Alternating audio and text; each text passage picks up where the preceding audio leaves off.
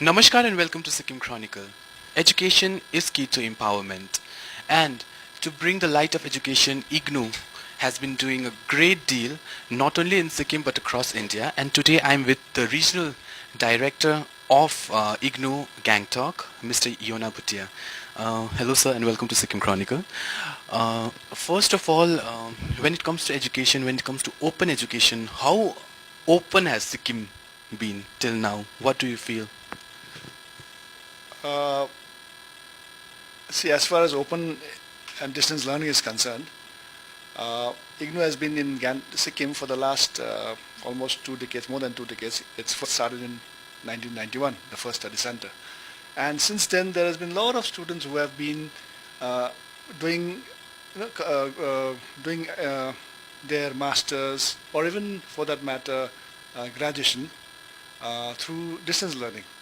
And during those days, when in the early 90s, when there were not many universities in Sikkim, it was IGNOU who was giving them this opportunity to uh, gain higher education. So many of the students in Sikkim, many of the present teachers who are working, if you ask them, most of them have done something or the other from IGNOU. So as far as distance education is concerned in Sikkim, IGNOU's contribution is, I must say, should be appreciated. Uh, when it comes to Sikkim, there are many themes which is very much attached to the state of Sikkim right now, including organic tourism. So how has IGNOU been able to synchronize that in its course? See, organic farming, organic issues. IGNOU has a school of agriculture, but we have been trying to introduce a certificate in organic farming, which we have not been very successful because we need to have institutions where they would provide training.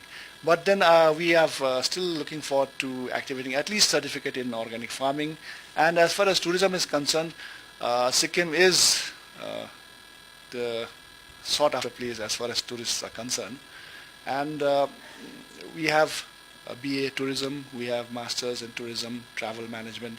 So if I go through the data, there are many students who have enrolled for these programs. And then there is a particular portion where they have to do a project work, write a dissertation.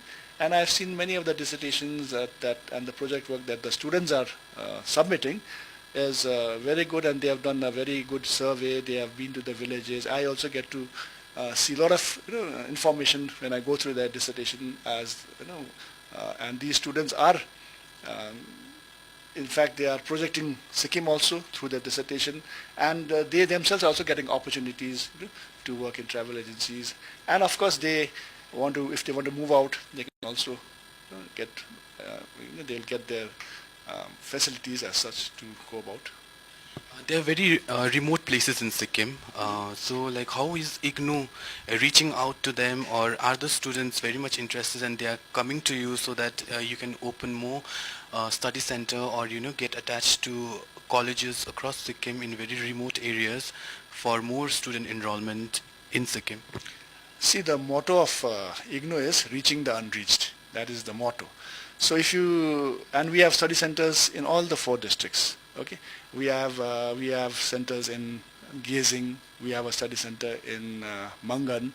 So what we are doing is we are, we have made use of the teachers, of the people who have already, students who have already passed out from, done their graduation or master from IGNOU.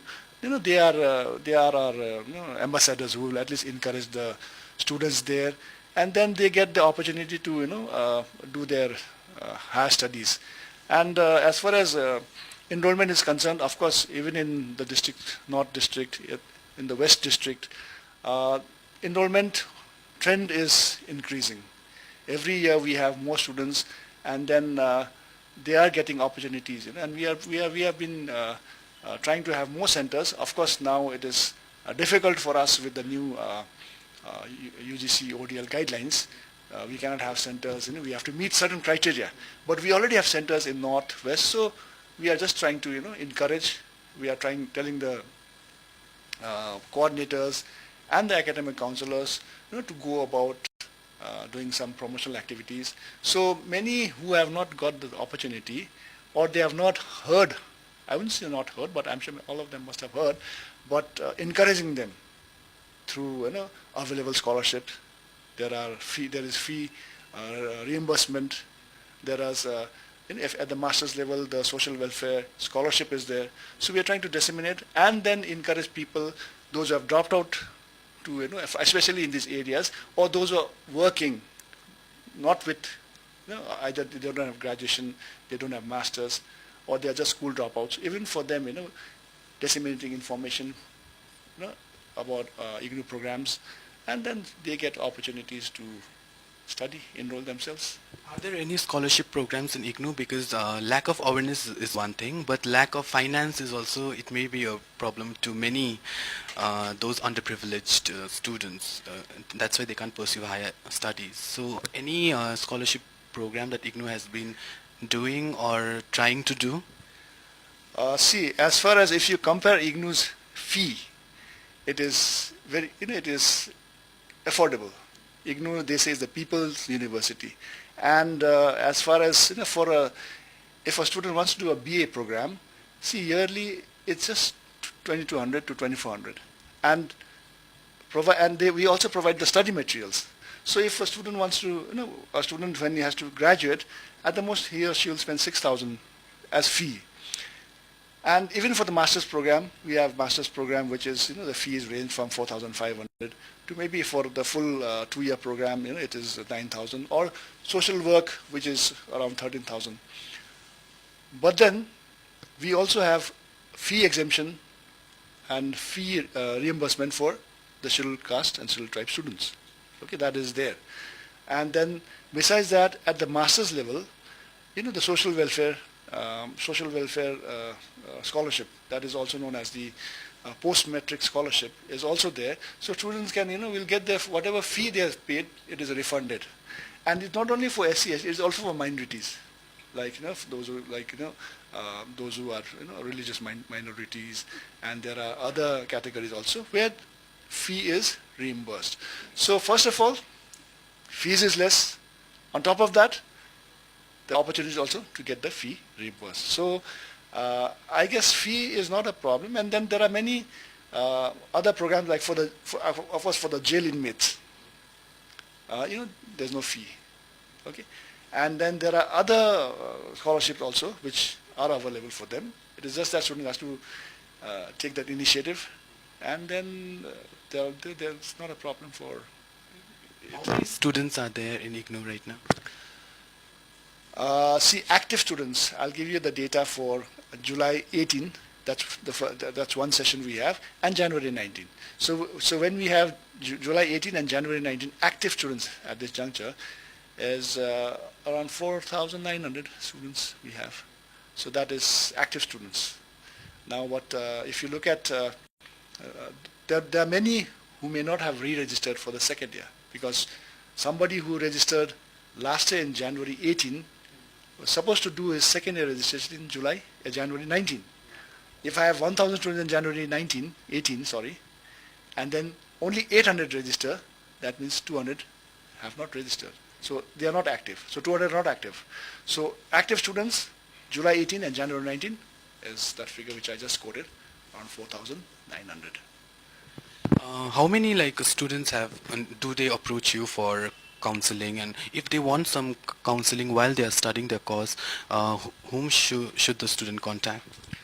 See, counseling is done at the study centers. We have study centers, like I said, in Gazing Government College, Sikkim Government College here in Tadung, college in Reginoal. We have study centers in Namchi. So all the academic activities, as far as academic counseling is concerned, that is provided by the particular study center. If a student is enrolled in Sikkim College here, in IGNOU Center in Sikkim Government College, Tadung, or Sikkim Government College, Gazing, that student will be provided counseling for that particular course subject at the respective study centers. Because a student will choose a study center which is convenient for him or her. A student of Gazing will not come to Gangtok. So it is convenient for counseling there. And counseling is generally held on or Saturday or a Sunday.